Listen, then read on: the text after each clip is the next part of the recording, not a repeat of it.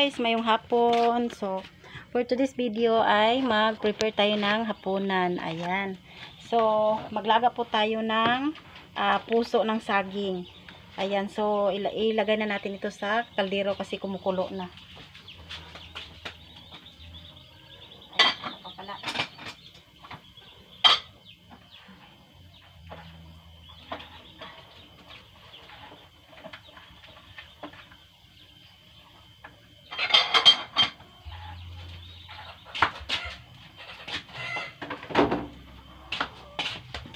So ngayon, nagpalambot tayo ng puso ng saging kasi i-partner natin sa aking ulam na manok. Ayan, so magprito po ako ngayon ng buong manok.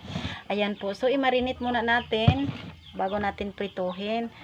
So, yung aking puso na lambot ay gawin kong salad. Dito sa amin sa probinsya ay masarap yan pag gawing salad.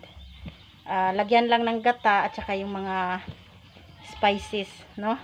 Mga lamas. So, okay na.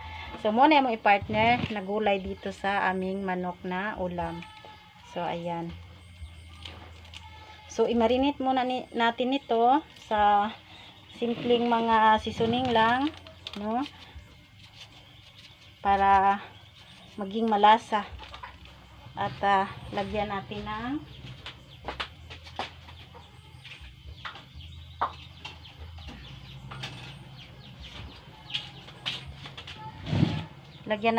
kalamansi.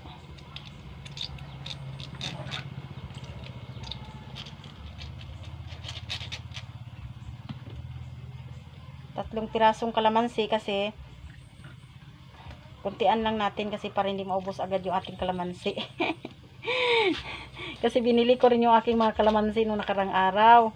Ilang bisis na po akong nagtanim ng kalamansi, hindi nabubuhay. Kaya ayan, bumibili pa rin ako kahit dito kami sa probinsya. Bumibili pa rin ako ng kalamansi.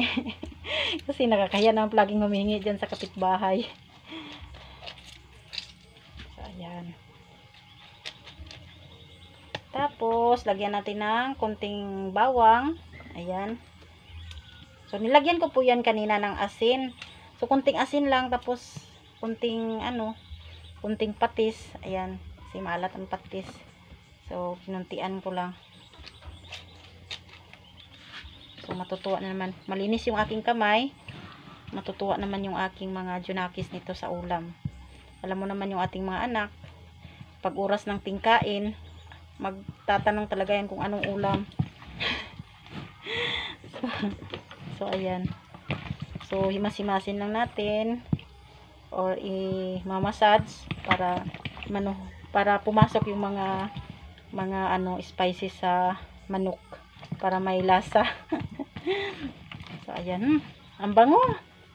So, mayroon siyang bawang, luya, at paminta, kalamansi. Ayan lang. Tapos konting toyo. Kaso lang naubos yung aking liquid na seasoning. So, ano lang. Yung mga nandyan lang ang ilalagay natin. So, malasa na siguro ito. So, ibabad-babad muna natin ng konti at maya-maya ay ating piprituhin. So, yun lang ang aking for today's video, ang aking vlog, no, mga bay. So, mag-prepare tayo ng ating hapunan. So, thank you for watching.